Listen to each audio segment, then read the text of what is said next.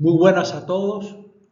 En esta ocasión vamos a estudiar cómo la iglesia naciente tuvo que enfrentar al Imperio Romano. Vamos a ver un repasito de por qué el judaísmo y el cristianismo resultaron tan atractivos a los ciudadanos romanos, cómo abordaban los romanos el asunto de la religión y por qué fueron perseguidos los cristianos. Usted va a entender mejor lo que vamos a presentar hoy si recuerda alguna de las fechas de estos procesos. Augusto, el primer emperador romano, murió en el año 14 y en ese momento Roma tenía 44 millones de habitantes. En el siglo II ya Roma tiene 1 millón de habitantes, la ciudad.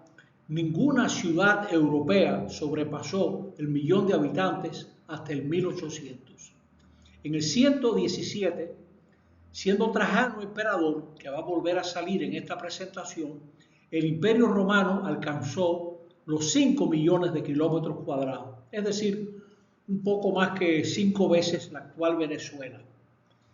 Entre el 160 y el 170, la población del imperio habrá oscilado entre 60 y 70 millones.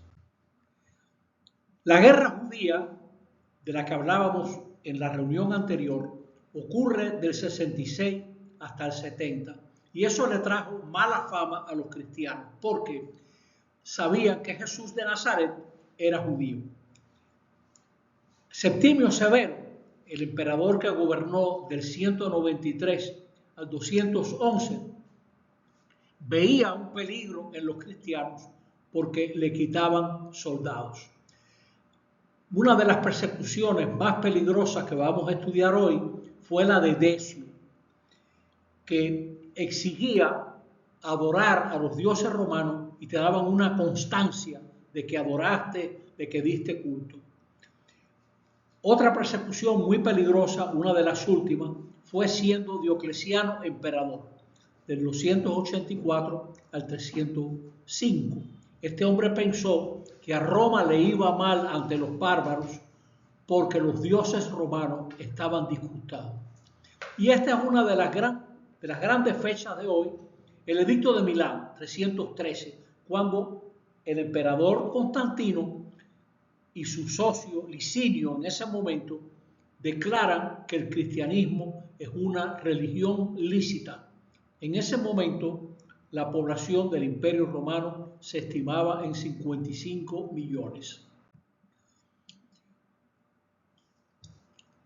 Más tarde en el mismo siglo vamos a ver al emperador Teodosio declarando en el Edicto de Tesalónica no ya que el cristianismo es una religión lícita, como dijo Constantino, sino hay que ser cristiano profesando la fe del Papa Dámaso. Hace esa salvedad porque ya hay cristianos, diríamos, que no aceptan el concilio de Nicea. Pero Dámaso y el patriarca de Alejandría, los dos eran cristianos nicenos, aceptaban el concilio de Nicea. ¿Cómo se manejó Roma ante la religión? No imponía su religión, veneraba en la ciudad algunos generales, más tarde al emperador. El culto romano oficial era un culto público, pero la gente que buscaba algo más profundo e interior estaba satisfecho. Por ejemplo, Roma y sus dioses no tenían nada que ofrecer a la pregunta por la salvación o qué hay después de la muerte, cuál es el destino de un ser humano. Roma apenas tenía respuestas para eso. La religión romana no tenía nada que decir si un hombre se preguntaba, ¿tiene sentido hacer el bien? ¿Por qué hay tanto mal en el mundo? Había en el imperio religiones populares como el mitraísmo. Era el culto a Mitra. Era un culto muy popular. En Ostia se encontraron 15 santuarios dedicados a Mitra. Todo el mundo creía en la astrología. Bueno, al día de hoy mucha gente cree en la astrología. Hay gente que no sale de su casa sin mirar el horóscopo. El culto a Mitra era un culto indopersa y entró en el mundo helenístico 2 siglos antes de Cristo. Eran templos subterráneos en recuerdo a una caverna donde Mitra, dios solar, había matado un toro y tenía ciertos paralelismos superficiales con el cristianismo. Fue apoyado por algunos de los emperadores romanos. ¿Por qué fueron perseguidos los cristianos? En primer lugar, los cristianos eran muy despreciados. Muchos eran de clase baja, con poca educación, y eran hostiles a la vida pública romana. Se les atribuían toda suerte de excesos. Para el romano común, los cristianos eran gente obstinada, empecinada. Lo vamos a ver cuando analicemos la carta de Plinio el Joven al emperador Trajano. Eran unos extranjeros que se atrevían a criticar a los dominadores del mundo, hombres y mujeres provenientes de otros mundos culturales. Los judíos también se empeñaron en dejar mal a los cristianos. Los judíos, como hemos dicho ya, se rebelaron contra Roma entre el 66 y el 70. Ahí fue cuando Tito destruyó el templo de Jerusalén. Pero más tarde, en el siglo II, siendo emperador Adriano, hubo otra rebelión de Bar Kokhba. Eso fue algo que disgustó tanto al emperador que mandó a arrasar todo lo que quedaba de Jerusalén e incluso arar la tierra y tirar sal para que no creciera nada. Desde entonces los judíos estuvieron errantes hasta la creación del Estado de Israel.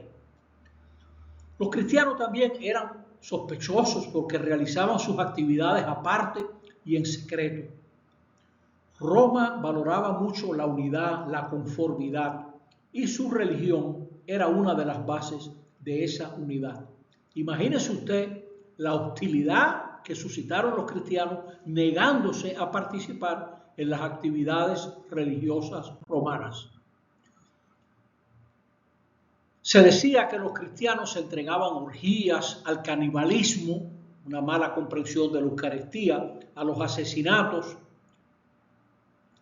Roma era muy tolerante. En cambio, los cristianos se presentaban con la pretensión de representar lo definitivo, lo decisivo. No hay que buscar más nada. Y tenían pretensiones universalistas. Parecían querer crear un Estado dentro del Estado.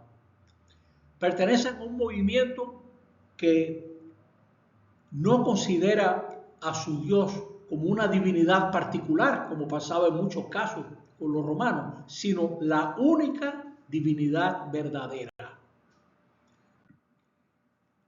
En el siglo I nosotros sabemos por los hechos de los apóstoles, y vale la pena que usted lea ese pasaje, que Claudio estaba harto de las discusiones entre cristianos y judíos. Ya en ese momento, en el 50 del siglo I, expulsó a los judíos y también cristianos desde Roma. Pablo se va a encontrar con gente que Claudio había expulsado de Roma. Más tarde, Nerón acusa a los cristianos de ser los responsables del incendio de Roma. Parece que Nerón incendia Roma para inspirarse a escribir una oda sobre el incendio de Troya. Nerón culpó a los cristianos. Esto es algo sumamente importante porque hay un historiador romano, Tácito, que murió hacia el 117, que para nada simpatizaba con los cristianos. Y él relata este hecho. Dice, Nerón, para cortar de raíz este rumor, pretextó unos culpables, personas odiadas por sus delitos, y a quienes el pueblo llama cristianos, y los entregó a los más refinados castigos. Cristo, el fundador de esta secta, de quien había tomado nombre, había sido ajusticiado por el procurador Poncio Pilato en el reinado de Tiberio. Pero aquella nociva superstición reprimida de momento se extendía de nuevo, no solo por Judea, lugar de origen de aquel mal, sino incluso por Roma, en donde confluyen y encuentran aceptación todas las atrocidades y vergüenzas del mundo. Ahí tienen ustedes, un hombre que no respetaba para nada el cristianismo y refiere la presencia de cristianos en Roma, quién fue su fundador, etc. Es un dato interesante para las personas que piensan que Jesús no fue un personaje histórico. Una cosa es que usted reconozca en Jesús de Nazaret la revelación definitiva de Dios, y otra, simplemente que usted acepte, pues sí, hubo un hombre que se llamó Jesús de Nazaret. Vale la pena investigarlo. Otra figura perseguida fue Ignacio de Antioquía, que está a caballo entre el primero y segundo siglo. Este hombre, muy interesante, que conoció a Policarpo, apóstol probablemente de Juan, y es uno de los pocos mártires que sabemos que murió entre las fieras en el Coliseo romano. La mayoría de los mártires no murieron en el Coliseo romano, sino en minas, trabajo forzado, galeras, remando galeras. Los que somos viejos y vimos la película Ben-Hur, no sabemos de qué estamos hablando. Este es un pasaje de una carta de Ignacio de Antioquía. Todas sus cartas están disponibles en internet y es a veces muy difícil leerlas sin uno emocionarse. Yo voy escribiendo a todas las iglesias y a todos les encarezco lo mismo, que moriré de buena gana por Dios, con tal que ustedes no me lo impidan. Se lo pido por favor, no me demostréis una benevolencia inoportuna, dejen que sea yo pasto de la fiera, ya aquello me hará posible alcanzar a Dios. Soy trigo de Dios y he de ser molido por los dientes de las fieras para llegar a ser pan limpio de Cristo, etc. Es que él escribe esto, creo que es a los romanos, porque él se enteró de que se estaban organizando a ver si lo podían liberar. Él no le interesa ese paso. De las cartas de Ignacio de Antioquía se sacan estas conclusiones. Para él la iglesia, establecida por Dios, aislarse de ella es separarse de la salvación.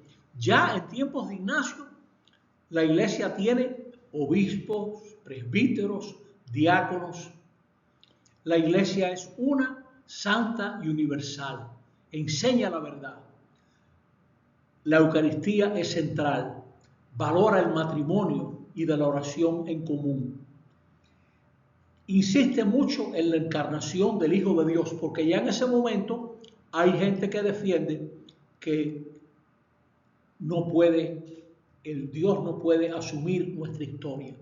Y el Hijo de Dios se hizo hombre, creemos los cristianos. Por eso él lucha contra el docetismo, que el Mesías haya tenido una humanidad como la nuestra. Es una mera apariencia, ahí viene la palabra doceta, y los judaizantes que pensaban que Jesús no era definitivo, que había que esperar otro Mesías. Vamos a mirar ahora en conjunto las persecuciones. Ya hemos hablado de algunas. Sabemos que hacia el final del siglo I, el emperador Domiciano persiguió a los cristianos. Los persiguió porque los cristianos se negaban de dar culto al emperador. Era algo muy propio de los emperadores romanos, que le copiaron esto a Alejandro Magno. Alejandro Magno organizó su propia divinización. Domiciano, que era un hombre muy inseguro, Domiciano fue el hijo que Vespasiano nunca apoyó. Él veía por los ojos de Tito y descuidó mucho a Domiciano. Entonces Domiciano buscaba que lo adoraran. Aquí tenemos el testimonio de un funcionario romano, Plinio el Joven, que le pregunta al emperador Trajano qué hacer con los cristianos porque ya lo tenían harto. Aquí vemos la zona de donde era encargado Plinio el Joven. Y en algunas fachadas de catedrales ponen a Plinio el Viejo y Plinio el Joven. Por cierto que Plinio el Viejo, un hombre interesantísimo, muere cuando la erupción del Vesubio, tratando de ayudar a unos amigos que estaban en Nápoles. Ahí vemos al emperador Trajano recibiendo cabezas de guerreros atacados. Plinio le pregunta a Trajano en una carta, fíjense, en 112 a 113, en esta carta, castigo a esta gente por llamarse cristiano, a todo el que persistió en confesarse cristiano, después de haber sido interrogado, lo ejecuté, porque esa obstinación, ese inflexible empecinamiento merecía castigo, dice Plinio, para que el emperador confirme lo que él ha hecho. Y algunos ciudadanos romanos poseídos de la misma locura, es decir, eran cristianos, los remite a Roma. A los que negaban ser cristianos o haberlo sido, Plinio les hacía invocar a los dioses y ofrecer incienso, vino y súplica ante una imagen del emperador y blasfemar de Cristo, cosa que según se dice es imposible que haga un cristiano. A esa gente los liberó, dice él. Algunos dijeron que habían sido, pero ya no eran. ¿Cuál era el delito que acusaban a los cristianos, según Plinio en su carta a Trajano? Todo su delito se limitaba a reunirse habitualmente un día fijo antes del amanecer para cantar entre ellos alternativamente un himno a Cristo como a un Dios y a comprometerse por juramento no ya a perpetuar ningún crimen, sino a no cometer ni robos, ni actos de bandidaje, ni adulterio, a no faltar a la palabra dada, a no negar un depósito cuando alguien se lo reclamase. Luego tenían la costumbre de separarse y reunirse de nuevo para comer. Señores, una descripción de lo que se llamaba el ágape, ¿no? La reunión de los cristianos para celebrar la Eucaristía y luego compartir una cena. Plinio investigó todo este asunto, pero le pedía consejo al emperador. Y decía que hay un montón de gente de toda edad, de toda condición, de ambos sexos. No solo las ciudades, las aldeas han sido invadidas por esta superstición. Hay que frenar esta locura, dice Plinio. Estamos, como les dije, en el comienzo del siglo II. Vamos a ver otras persecuciones del siglo II. En este momento todavía no hay ninguna ley que regule la posición del Estado romano contra los cristianos. La población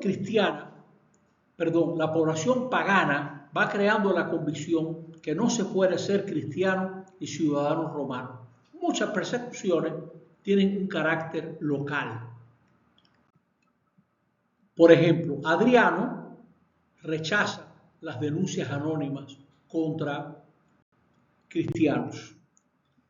Sabemos que Policarpo sufrió martirio, muy probablemente bajo el gobierno de Antonino Pío. La población romana tuvo gran parte en esa represión. Y los cristianos fueron acusados de ateísmo. Espero enviarles pronto unas pequeñas consideraciones a este respecto. Es decir, los cristianos no adoraban los dioses de la ciudad de Roma. Por eso eran vistos ateos. El nombre cristiano llegó a ser despreciado en el siglo II. Miren este parrafito de Tertuliano, que fue cristiano, escribió obras bellísimas y luego se hizo hereje. Miren lo que cuenta Tertuliano. Los paganos atribuyen a los cristianos toda pública calamidad y toda desgracia. Si el Tíber inunda la ciudad, si el Nilo no riega los campos, si el cielo no se mueve y la tierra se mueve, si viene una carestía o llega una epidemia, los cristianos a los leones, ellos son los culpables, ¿no? Dice él. Aquí se relata cómo fue el martirio de Policarpo. Lo interrogan, ¿eres tú Policarpo? Sí. Piensa en tu edad, jura por el genio de César, es decir, considera que César es divino. Dice Policarpo, 86 años hace que le sirvo, le replicó. jamás he recibido de él ningún daño. ¿Cómo puedo maldecir a mi Rey y Salvador? Probablemente Policarpo conoció a Juan. Tenemos a Marco Aurelio, que fue muy hostil hacia los cristianos. Uno de ellos fue Justino, que se conservan las obras de Justino. Justino, que era un gran conocedor del pensamiento hebreo, de los griegos, escribe lo que se llaman apologías, y él le dice al emperador: mira, nosotros actuamos según la razón. Justino llegará a decir que Platón, Aristóteles tenían las semillas del verbo, las semillas del Hijo de Dios, y por eso dijeron tantas verdades. En Lyon hubo unos disturbios donde mataron cristianos en el 177. Y llegamos al emperador Septimio Severo, que es famoso en la historia de Roma porque dijo algo que todavía hoy en día tiene vigencia en algunos pueblos, incluso de nuestro Caribe. Páguenle al ejército y olvídense de lo demás. Este hombre no le interesó más nada. Él está ya bajo mucha presión de los bárbaros y necesitaba más soldados para el ejército. Y por eso él prohíbe, bajo pena grave, pasarse al judaísmo y a la religión cristiana, porque veían a los cristianos como miembros de una comunión, y también que se negaban a ser soldados. Persiguió a los que se preparaban al bautismo, y claramente el cristianismo fue percibido como una amenaza para el imperio. En este siglo III, este emperador Decio realizó una persecución particularmente cruel. Él lanza un edicto general en el 250. Todo el mundo tiene que participar en un sacrificio general y hay que buscar que todo el mundo tenga un certificado, un volante, algún tipo de constancia de que ha sacrificado, Como pasa siempre, algunos cristianos tenían amigos entre los soldados del imperio o familiares y se conseguían la constancia sin haber dado culto. O también la constancia de que quemaron incienso. Hubo otros que también quemaron incienso o sacrificaron en los sacrificios. Los cristianos tenían, ya el latín era una lengua importante entre ellos, le llamaban libellatici, turificati, sacrificati, es decir, los que cayeron en pedir la constancia para librarse de la persecución, los que quemaron incienso, los que realizaron sacrificios. Es decir, tuvieron que reconocer que dentro de la iglesia, ya en ese momento, mitad del siglo III, había muchos cristianos que no vivían de acuerdo a su fe. Y aquí surge una herejía que decía que los sacramentos administrados por ministros indignos no eran válidos. Y la iglesia responde: sí, Señor, son válidos porque quien actúa en ellos es el Señor Jesús. Los fallos del ministro no anulan la comunión del amor de Dios. Esta persecución dividió a la iglesia como ninguna otra. Imagínese usted que usted tiene en su familia gente que mató Decio. Los mataron porque se negaron a dar culto al emperador. Y ahora usted tiene que ir a una Eucaristía donde usted conoce hermanos cristianos que se consiguieron la constancia y se salvaron. Es muy difícil estar unidos en una Eucaristía. ¿Se les perdona y se les admite de nuevo en la comunidad? O también ministros que flaquearon y quemaron incienso. Voy a ir a una Eucaristía presidida por un presbítero que yo sé que quemó incienso al emperador. Hubo una gran división en la iglesia. Y ahí es donde viene esta doctrina de que quien actúa en el sacramento es Jesús. Si este hombre actuó mal y se arrepintió, celebra con él que quien actúa en la Eucaristía es Cristo. Este obispo Cipriano de Cartago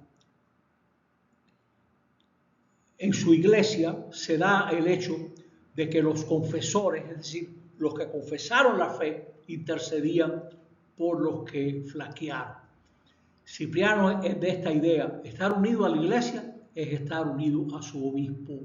Cada obispo es responsable ante Dios por sus acciones. Interesante que ya en el siglo III, donde ha habido papas que tienen una gran vigencia, está clara esta doctrina de que cada obispo es responsable de la iglesia de la que se le ha encargado. Y Cipriano pensaba que el bautismo conferido por herejes no era válido, ¿no? Eventualmente, Cipriano murió mártir, es santo de la iglesia de Dios, pero defendió ideas que no estaban de acuerdo a la fe de la iglesia. Pero él pudo huir, sin embargo, se mantuvo junto a su comunidad y fue decapitado. Decía Cipriano que era muy celoso de la autonomía de cada obispo. Roma es el lugar de Pedro, la iglesia principal de donde procede la unidad de los obispos. Quien abandona la cátedra de Pedro sobre la que está fundada la iglesia, ¿cree estar todavía dentro de la iglesia? Este protestante Harnack, que tanto estudió el cristianismo de aquella época, dice claramente, ya en ese momento, mitad del siglo III, se reconoce el primado de Roma. En ese mismo siglo, Valeriano se dedicó a incautar los bienes de los cristianos. Galieno devolvió los bienes y concede la libertad. Aquí lo que ocurre en este momento, cuando Galieno, los cristianos se creyeron que ya había pesado lo peor. Por eso le va a ser tan duro el reino, el imperio de Diocleciano.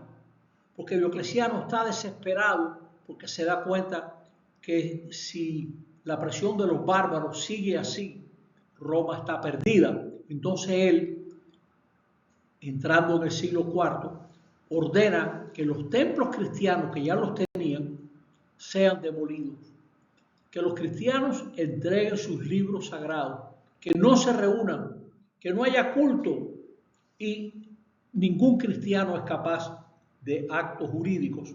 Y luego se enfoca en los líderes. Tiene un edicto contra los pastores. Esta fue una persecución especialmente dura. De nuevo va a especificar la necesidad de que el clero sacrifique a los dioses. Esta persecución va a durar hasta el 311. Ya en este momento había habido tanta intriga dentro del Imperio Romano que para garantizar que el imperio no se dividiera, cada emperador tenía como un socio, y tanto el emperador como el socio tenían otro socio, por si acaso, para que no hubiera luchas por el poder. Y ocurre que con Constantino la iglesia va a entrar en una nueva era, porque Constantino, junto con Licinio, va a proclamar que ser cristiano es lícito. Es decir, que el cristianismo es una religión lícita, Durante siglos, ser cristiano era jugarse la vida. Y ahora, en este momento, cualquiera va a ser cristiano. Eso es un cambio muy grande. Su incidencia, la incidencia de las persecuciones, se prolonga durante varios siglos, alternando periodos de tranquilidad con una creciente actividad represiva, cada vez más virulenta y organizada. Piensen, por ejemplo, en Decio, o fíjense luego en Diocleciano. Cristianos y cristianas de todas las edades se mantuvieron firmes, otros claudicaron. Y algunos de los cristianos mostraron tal entereza que algunos de sus verdugos se convirtieron al cristianismo por la entereza. Es bueno recordar que casi ningún cristiano fue ajusticiado en el Coliseo. Eso ya son maneras de presentar esto, Hollywood, ¿no?, ha presentado de esta manera. En medio de las persecuciones, fíjense qué vitalidad la de la iglesia, tuvo que decidir quién debe ser admitido al bautismo, en qué creemos los cristianos, creemos en un solo Dios, cómo Jesús es tan divino como el Padre, y cómo responder a los que decían que la humanidad de Jesús era mera apariencia o que el cristianismo exigía conocer un conocimiento secreto que solamente sabían algunos, o la herejía de Montán que decía que si uno era cristiano debía ir a presentarse a los romanos y decírselo, que esa era la manera única de ser cristiano. Estaba también la necesidad de responderle a los que decían que hay un principio del bien y un principio del mal, los maniqueos, o Marción, que decía que el Antiguo Testamento no hay ni que leerlo, que eso no sirve para nada, que el Dios verdadero es el del Nuevo, etc. Tremendos problemas. Siempre estaba la pregunta, ¿en qué se fija uno para saber si una iglesia es verdadera?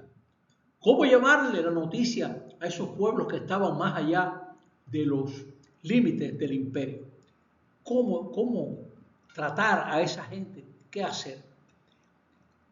En esta presentación hemos visto cómo la iglesia se manejó dentro del imperio romano. Y es bueno que ustedes hagan sus lecturas y saquen sus conclusiones. Les dejo una pregunta. ¿Qué cambio traería a la iglesia el que ahora fuera lícito ser cristiano? Muchas gracias.